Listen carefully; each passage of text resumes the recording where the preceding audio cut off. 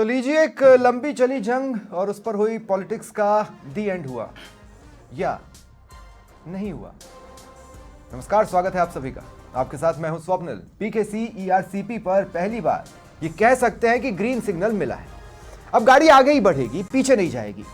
ये बात अलग है कि गाड़ी बुलेट की तरह, सुपरफास्ट की तरह या किसी पैसेंजर गाड़ी की चाल से चलेगी। देखना होगा कितने लोग कितनी हद तक लाभान्वित होंगे, कहना मुश्किल है। पर जब पहली बार समझौता सामने आया है तो सवाल यही है कि ये कितना सपनों के अनुरूप है और साथ ही कितना प्रैक्टिकल।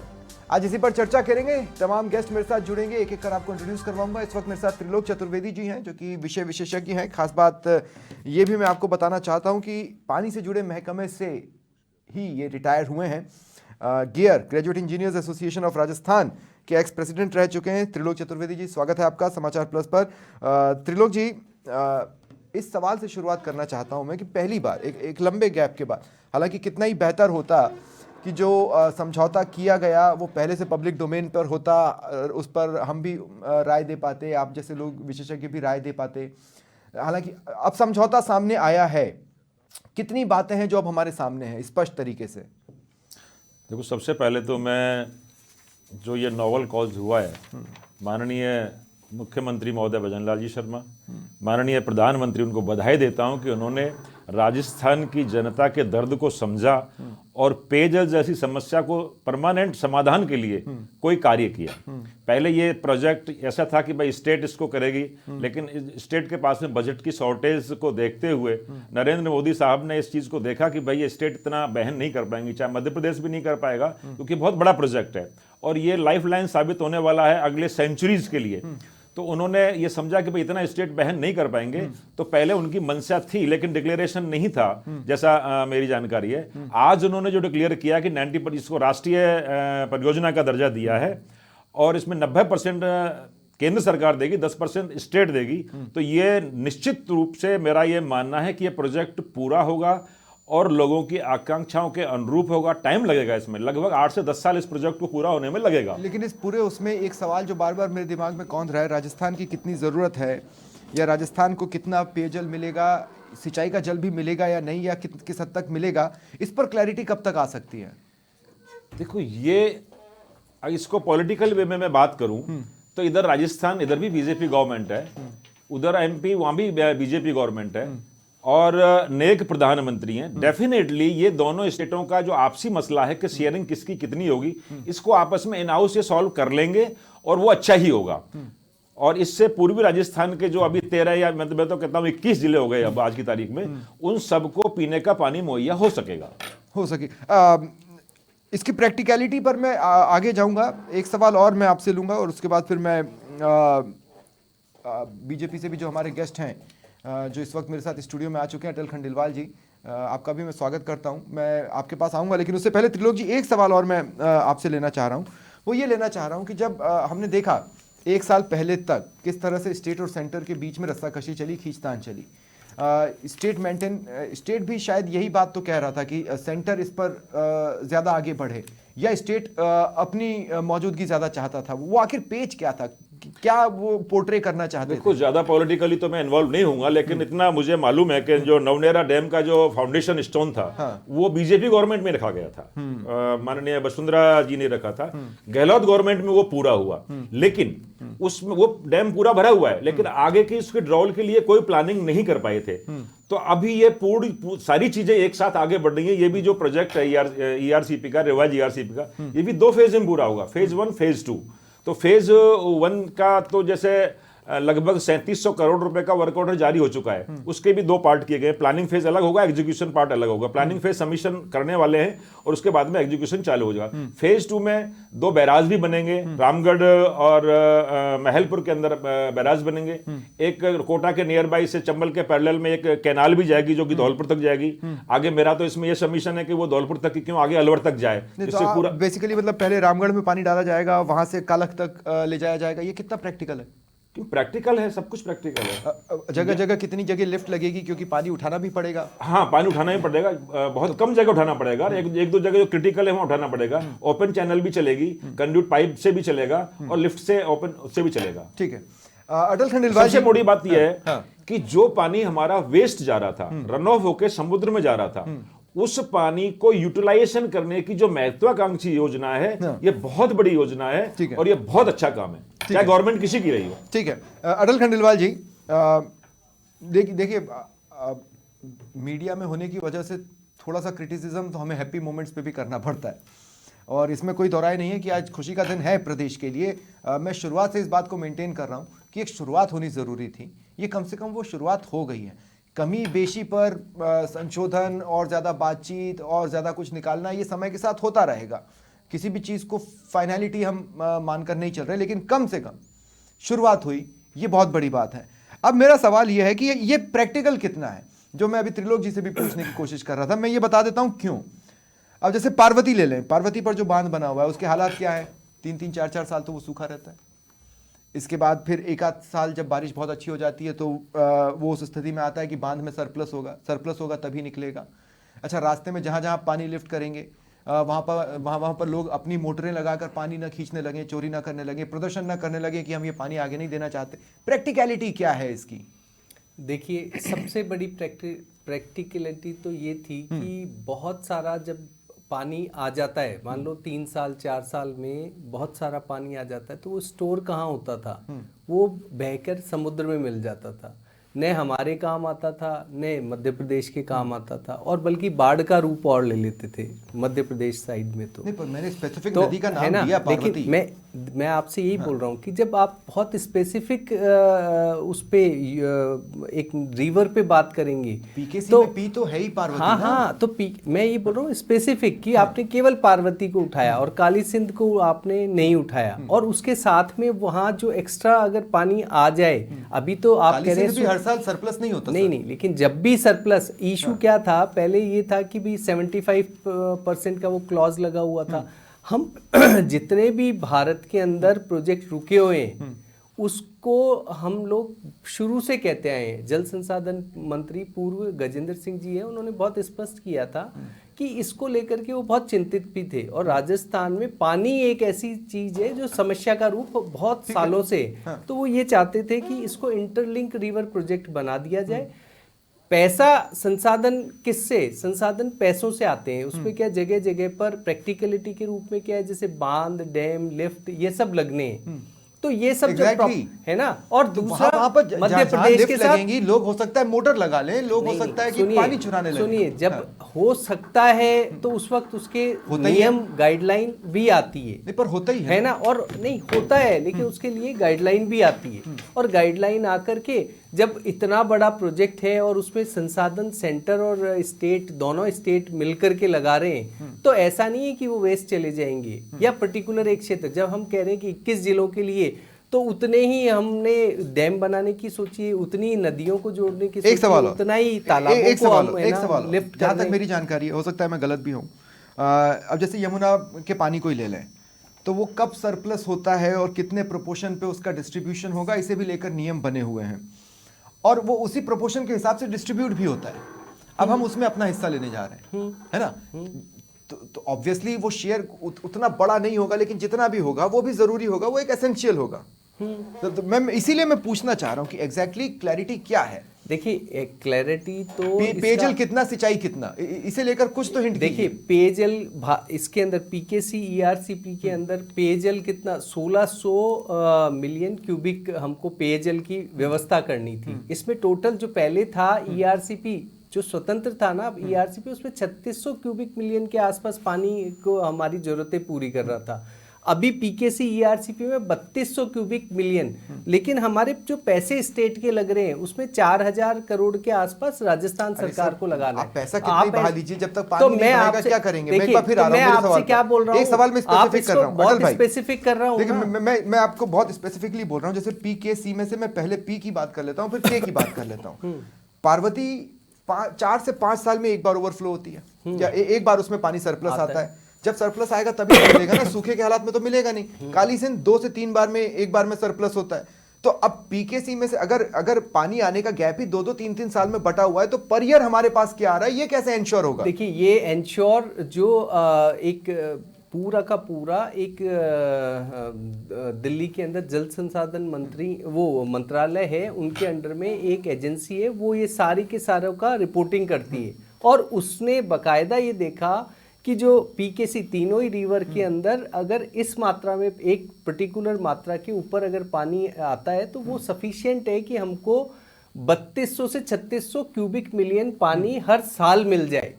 उनकी ये रिपोर्ट है, तो उस रिपोर्ट के बेस पे ही ये परियोजना बनी थी ERCP। और वो रिपोर्ट को ऐसा नहीं है, वो रिपोर्ट पूरे राष्ट्रीय स्तर पर अलग अलग परियोजनाओं में उसी रिपोर्ट को मान्यता देती है जल संसाधन मंत्रालय।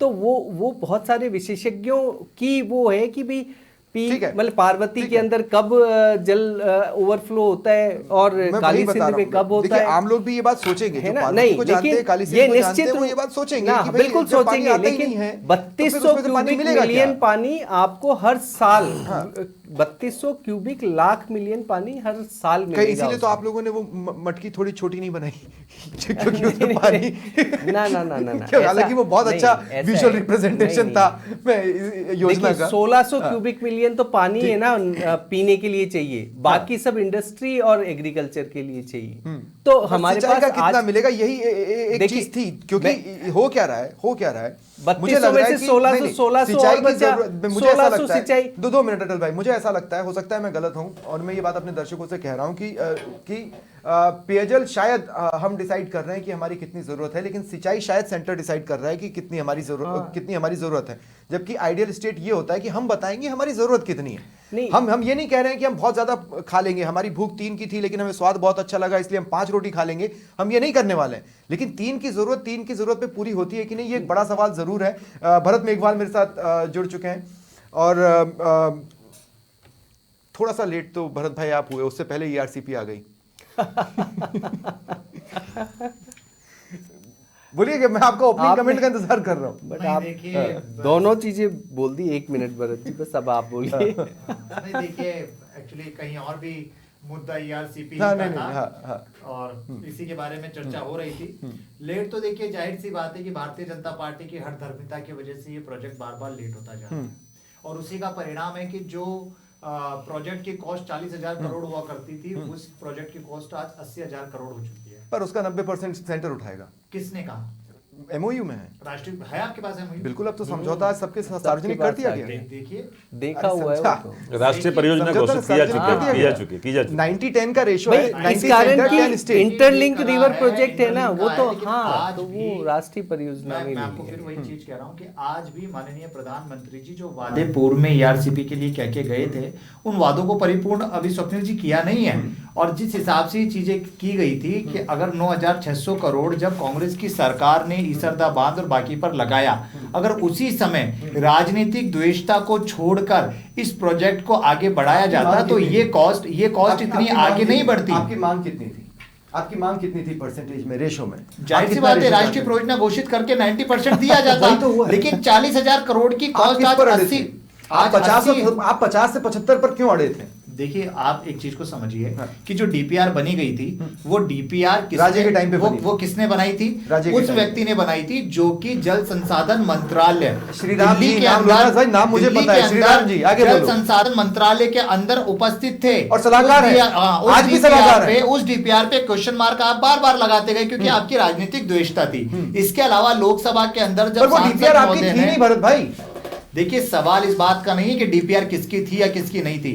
कांग्रेस पार्टी का सबसे बड़ा दिल ये था कि हमने वसुंधरा राजे जी के टाइम की बनी DPR को आगे प्रोसीड कराया, हमने विधानसभा के अंदर उस बात को रखा, हमने लोकसभा में उस सवाल को उठाया जब माननीय जल शक्ति मंत्रालय मंत्री जी के हाथ से और उस विभाग के हाथ से ये जवाब आता है कि इसको हम राष्ट्रीय परियोजना घोषित नहीं करेंगे। ये नहीं बोलना चाहिए था। देखिए, मैं बताता हूँ क्यों नहीं बोलना चाहिए था।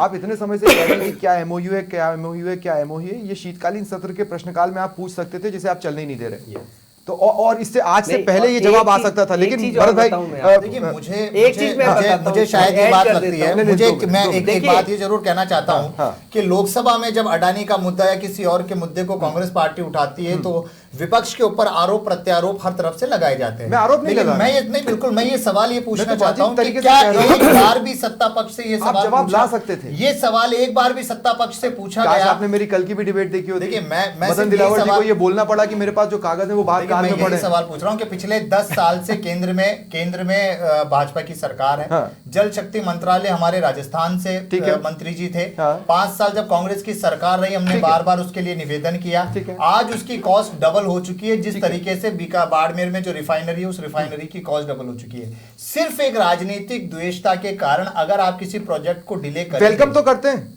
क्या खुशी करते है, ईआरसीपी आई है, इस बात की खुशी है नहीं है? वो तो जब धरातल पर उतरेगी तब पता चलेगा ना बॉस। बस शिलान्यास के बेसिस पे जश्न तो 27 आप भी मनाते आए हैं। जनवरी 2024 को साइन हुए थे और उसके 1 साल बाद आज जाके वो एमओयू का आपने साइन दिखा happy दिया और moment है मट्टी या भर नहीं दी। है? मैं ये कह रहा आप हूं। उसको जमीन पे धरातल पर तो लाइए। Happy moment है या नहीं? आपने 40,000 युवाओं की घोषणा की थी, नौकरी देने की घोषणा पत्र में, फिर 1,18,000 का अभी पानी फिर पे बोर्ड रुकते हैं। लगाया आपने भरत भाई, 47,000 नौकरी के। का अच्छा नहीं है ठीक है, भाई, नौकरी ठीक का है, मुद्दा ही ठीक है। नहीं है भाई। अभी अभी अभी बात है जवान का हाँ, मुद्दा, ठीक है। बात है आपके ठीक है, कमिटमेंट का। ठीक है। आपने कहा ना खुशी होनी चाहिए। आपने नहीं बोर्ड मैंने पूछा 47,000 खुशी के है या लगाए। नहीं, मैं ये नहीं कह रहा हूँ कांग्रेस को खुशी होनी चाहिए कि नहीं होनी चाहिए, वो कांग्रेस डिसाइड करे राजस्थान की जनता भाई। का यदि भला ठीक होगा, है। राजस्थान की जनता का अगर विकास होगा तो ऐसी कोई तो उसके पार्टी लिए नहीं वेट- है जो खुश ना उसके लिए होगी। वेट करेंगे। लेकिन मैं ये कह रहा हूँ बिल्कुल धरातल उसके पर लिए तो वेट उतारिए। करेंगे। धरातल पर तो उतारिए। अब अटल जी देखिए, एक शॉर्ट में आप जवाब दीजिए, उसके बाद फिर मैं त्रिलोक जी के पास जाऊंगा। वो बहुत शॉर्ट में जवाब मेरे को आपसे इसी बात का चाहिए। देर तो हुई है, इसमें तो कोई दौराय नहीं है भाई। जो 1 साल के वक्फे में पूरा हो सकता था वो राजे के टाइम पे भी हो सकता था, क्योंकि राजे के टाइम पे भी इस योजना के आने के बाद 1.25 साल 1.5 साल राजे रही यहाँ। नहीं रही, लेकिन देखिए हर प्रोजेक्ट को पूरा करने, ये कोई छोटा मोटा प्रोजेक्ट तो है नहीं। अगर ये कह रहे हैं कि 40,000 करोड़ का प्रोजेक्ट है तो उसकी पूरी डीपीआर, उसमें पर cost बढ़ एक गई भी ना। जगह देखिए कॉस्ट अच्छा पीरियड था ये कांग्रेस वाला, ये बहुत बढ़िया था। इनको बार बार कह रहे थे सेम जो हमने इम्प्लीमेंट किया है वही हम इनसे कह रहे थे कि भाई PKC ERCP interlink river project कर लो, हम 90% दे देते हैं। ये कह नहीं ईआरसीपी अलग से, क्योंकि इनको तो मुद्दा बनाना था। आप बताइए 63,000 करोड़ ये अब राजस्थान सरकार के जनता के लेने चाह रहे थे और उसके लिए बजट भी अलोकेट कर रहे थे। अब सुनिए एक और बात कि कांग्रेस का जो शुरू से विचारधारा है समस्या समाधान, हम लोग बोलते हैं कि हम समाधान की ओर जाते हैं, विरोध नहीं सहयोग की बात कर रहे हैं। खाली ईआरसीपी, ये तो आम समझ की बात है, खाली ईआरसीपी होता और हमें जो मिलता, अब पीकेसी ईआरसीपी है तो उससे तो ज्यादा मिलेगा। भले ही वो अभी भी बड़ी जरूरत- सोच है, हाँ। ये बड़ी सोच है, हाँ। ग्लोबल सोच है। Yes. आदमी को कभी भी सेगमेंट में नहीं सोचना चाहिए। जैसे कि एक पर्टिकुलर कॉलोनी है और उसमें बीच में 200 फुट की रोड है कि मैं इधर की कॉलोनी के लिए मैं स्कीम बना लेता हूँ। आदमी की सोच ये रहनी चाहिए कि पूरे होल जो कम्युनिटी है उसको सर्वाइवल कैसे हो और कैसे उसके लिए अपन प्लानिंग करें। तो ईआरसीपीसी से ये पीकेसी में गई है, ये ग्लोबल सोच है, अच्छी सोच है, उसका स्वागत करना चाहिए। डिले हुआ है उसके लिए दोनों स्टेट गवर्नमेंट में पहले लैक ऑफ कोऑर्डिनेशन रहा था। अभी दोनों में सेम गवर्नमेंट है, कांग्रेस और बीजेपी, उससे मेरे कोई फर्क नहीं पड़ता।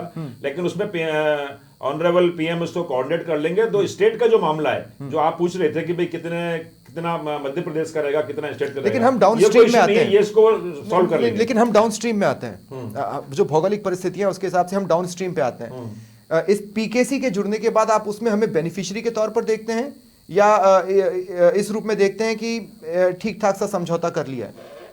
100% बेनिफिशियरी, 100% ऑफ जो राजस्थान, ईस्टर्न राजस्थान जो पानी के मामले में बड़ा पिछड़ा हुआ था, हर वर्ग को प्रत्यक्ष अप्रत्यक्ष उसका लाभ मिलेगा। जो प्रत्यक्ष कैनाल सिस्टम से जो इरिगेशन हो सकती है उसको भी लाभ मिलेगा, वाटर टेबल रिचार्ज होगा, लोकल सोर्सेज है वो रिचार्ज होंगे, लोग वहां से पलायन कर रहे हैं, मतलब पशु नहीं पाल पा रहे, उनके लिए भी चारा होएगा। हर तरीके से ये एक वरदान साबित होगी। छोटा प्रोजेक्ट नहीं है, आज एक कुर्सी उठा के दर्द करना है कि सिंचाई का प्रपोर्शन कितना है। ये बड़ा प्रोजेक्ट है। त्रिलोक भाई मुझे कुछ बातें मुझे कभी कुछ बातें समझ में नहीं आती। लंबे समय तक ये एनओसी वाली बात भी चली। अब 2005 में मुझे जहां तक याद पड़ता है कि ये चंबल बेसिन के पानी पर समझौता हुआ, एमपी ने उसके बाद 2 प्रोजेक्ट बना लिए, उसमें राजस्थान की एनओसी नहीं लगी। लेकिन राजस्थान का जब पूरी बात आ रही थी तो एमपी से एनओसी की जरूरत भी महसूस हो रही थी। ये इस तरह के ये जो पेच फंस जाते हैं वो मेरी समझ से तो बाहर है। लेकिन अटल जी, मैं आपसे भी एक बार कह रहा हूँ कि देखिए, फिर मैं ये कह रहा हूँ, इस पूरे समझौते में जिसका ज़्यादा शेयर है या रेशो में जिसका ज़्यादा परसेंटेज है वो डिसीजन मेकर है, वो डिसाइड करेगा हमारी ज़रूरत कितनी है। मैं ये कह रहा हूँ कि क्या कहीं भी ऐसा कोई क्लॉज उसमें नजर आता है जिसमें ये पता चले कि भाई हम बताएंगे हमारी जरूरत कितनी है? नहीं, देखिए, आपकी जरूरत, स्टेट की जरूरत दूसरे राज्य को क्यों बताओगे आप? अरे आप सेंटर को तो केंद्र को, बताओगे सेंटर ना। को बताओगे, सेंटर को बताया है। तो सेंटर और क्या फॉर्मूला निकाल रहा है? सेंटर ने फॉर्मूला निकाला जब ही तो क्या? ये ईआरसीपी यही वाला कि भाई इसमें इतना प्रतिशत, क्योंकि वहां से रिवर का फ्लो, वहां इतना पानी बनता है मध्य प्रदेश में, तो उनको उनकी जरूरतों के लिए उतना पानी उनको चाहिए। अरे उन्होंने भाई, भी मैं अपना, आपसे कह रहा हूं, देखिए, MP में जब आप water lift राजस्थान ने आपको 10 अपना या 12 DPR जगह बनाया। नहीं पीकेसी उन्होंने- होने के बाद आपको 10 या 12 जगह लिफ्ट करना है पानी, ये बात तो तय है, इसमें तो कोई दोहराई ही नहीं। कोई दोहराई लिफ्ट लेके, अब जैसे मैं रामगढ़ का भी कह रहा था कि जैसे इन्होंने बताया कि रामगढ़ में पानी आएगा, मैं कह रहा हूं वहां पर जो पानी आ रहा है उसी का सिस्टम तो सुधरा हुआ है नहीं, वहां से आप कालख में डाल देंगे तो ये प्रैक्टिकल कितना रह जाता है? एमपी में आप डाल के देखिए लिफ्ट, आपको मैं बताता हूं कहां कहां से विरोध आएगा। देखिए, बात ऐसे नहीं है, बात ये है कि जब एक बार प्रोजेक्ट्स क्लियर हो जाता है, उसमें संसाधन आ जाते हैं और जो अर्थ जो चाहिए होता है वो लग जाता है, तो उसके लिए नियम कायदे भी लोग तैयार हो जाते हैं। समस्या, आप लोगों को समझाओ, आप उनके बेनिफिशियर, अभी हो क्या रहे, आपके पास है तो सपोज 100 ml और आपको जरूरत है 5000 ml की, तो इशू खड़े हो जाते हैं। तो फिर वो 100 ml वाला कहेगा कि नहीं, मेरा तो खुद की जरूरत है 500 ml की है, मैं आगे कैसे दूंगा? ठीक है। इशू यहाँ है, जब ठीक है। आपके पास भरत भाई, सफिशिएंट पानी है हाँ, तो ठीक है। उसके साथ ठीक है भरत भाई, कोऑर्डिनेशन मैं आसान है। एक चीज मैं आपसे भी पूछना चाहता हूं।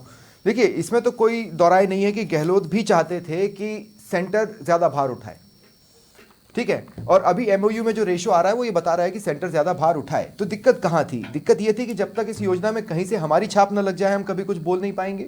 दिक्कत कहां थी? नहीं, देखिए, ऐसा कभी कुछ नहीं था। अगर आपको ज्ञात हो, विधानसभा के पटल में, ये मिनट्स में भी है, माननीय पूर्व मुख्यमंत्री अशोक गहलोत जी ने कहा कि मैं साथ में चलूंगा, हमारे सारे विधायक चलेंगे, आप चले, और राजस्थान की जनता को पानी की जो कमी, उस पानी की कमी को पूरा किया जाए।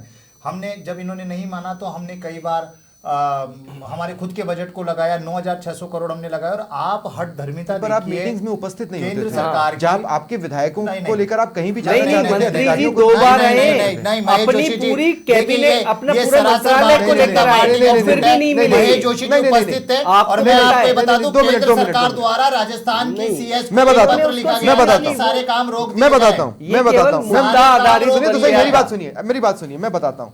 करीब 10 मीटिंग्स हुई एमपी और राजस्थान के ऑफिसर्स के बीच में, करीब 10 मीटिंग्स हुई। 8/4/2022 में सीएम भी इनवाइटेड थे, 8/4/2022। करेक्ट। पीकेसी लिंक और आईएलआर स्कीम को लेकर यह बैठक बुलाई गई थी, और इसमें एक ईमेल गया राजस्थान से कि हम नहीं आ पाएंगे।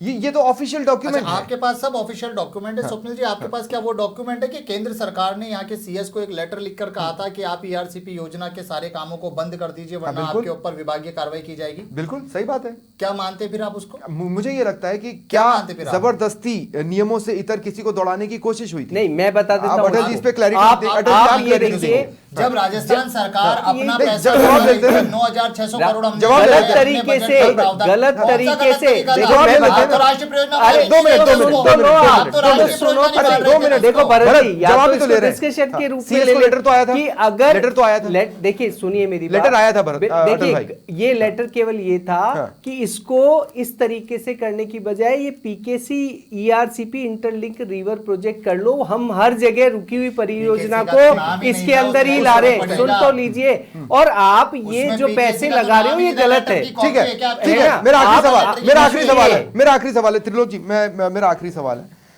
मैं सिर्फ एक बात समझना चाहता हूं क्लोजिंग में कि अभी क्या क्या प्रोसेस बाकी है? अभी तो लिफ्ट पॉइंट्स डिसाइड करना बाकी होंगे जहां तक मुझे लगता है। फर्स्ट फेज की DPR अभी तो DPR भी बननी है। मैं वही कर रहा हूँ। फर्स्ट फेज का वर्क ऑर्डर जारी हो चुका है अप्रैल 2024 में, जो करीब 3700 करोड़ रुपए का। उसको भी 2 पार्ट में स्प्लिट किया गया है। फर्स्ट है प्लानिंग और आगे का फॉर्मुलेशन। ठीक है। उसमें ये मतलब चलेगा आपका गलवा से एक पॉइंट ऑफ टेक जाएगा, ये ईसरदा डैम के लिए जाएगा, और बीसलपुर तक। जो प्रेजेंट जो सिस्टम बना हुआ है उसकी सस्टेन, मतलब पर्टिकुलर जैसे बीसलपुर की मैं बात करूं तो सबसे पहले बीसलपुर से जो इतना सारा सिस्टम जुड़ गया है उसकी सस्टेनेबिलिटी हो जाएगी, और ईसरदा की भी सस्टेनेबिलिटी हो जाएगी। फेज सेकंड के अंदर 2 बैराज बनने हैं, रामगढ़ में बनना है, महलपुर में बनना है, और पैरेलल नियर बाई कोटा एक पैरेलल चंबल के पैरेलल में एक कैनाल जाएगी तो धौलपुर तक जाएगी। ठीक है। और वो आगे के जो एन रूट जो विलेज होंगे जहां भी डैम्स होंगे उन सबको बढ़ती हुई जाएगी। आगे की और डिटेल इंजीनियरिंग इतना लंबा सब्जेक्ट है कि 2 मिनट में वो बात हो भी नहीं सकती। कहीं पर कुछ डेफिनेटली ये बहुत चैलेंजिंग प्रोजेक्ट है, इसको होना चाहिए था। चैलेंजिंग है, इसीलिए मैंने कहा, मैंने शुरुआत में भी इस बात को कहा था कि ये खुशी का पल तो है। डेफिनेटली प्रैक्टिकलिटी को लेकर जो डाउट्स हैं वो अगर सेंटर और स्टेट चाहता किसी चीज तो वो दूर हो जाता, पहले ही अपन उस पर क्वेश्चन कर देंगे ना, तो अपन आगे बढ़ ही नहीं सकते। लेकिन यही है कि अगर थोड़ा पहले ये चीजें पब्लिक डोमेन में आ जाती तो इसमें मीडिया के सजेशन, आम लोगों के सजेशंस और देखो सेंटर के लिए केवल एक ही स्टेट नहीं है, सेंटर के पास बहुत सारी स्टेट है, उसे भी अपना बजट देखना होता है। ठीक है। अब उन्होंने देखा कि भाई दोनों स्टेट इसको बियर नहीं कर पाएंगे, सो दैट उन्होंने कहा कि भाई ठीक है 90% हम दे देते हैं। ठीक है। तो ये कोई सी गवर्नमेंट हो, इससे कोई लेना देना नहीं, ये ईस्टर्न राजस्थान वालों के लिए बहुत ही मील का पत्थर साबित होने वाला है। बहुत बहुत शुक्रिया आप सभी का मेरे साथ जुड़ने के लिए। फिलहाल इतना ही, नमस्कार।